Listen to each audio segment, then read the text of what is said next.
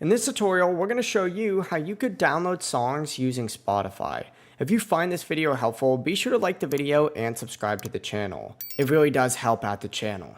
Begin by finding the song or playlist that you want to go ahead and download. In this case, I'm going to go ahead and search up Morgan Wallen in this example, and I'm going to go ahead and download his most recent album. If you are trying to download individual songs, I recommend adding those songs to a playlist and then customizing that playlist name and then simply hitting create. This will take you to a specific playlist page where you can continue adding more tracks to download. Now, in the case of using an album, it does work the exact same way, so I'm going to explain it by using both at the same time. Open up the playlist or album that you're trying to go ahead and download, and as you can see, there is going to be a download icon up at the top of the playlist. Alternatively, you can also tap the three dots right next to that button, and it's going to open up a page that looks something like this.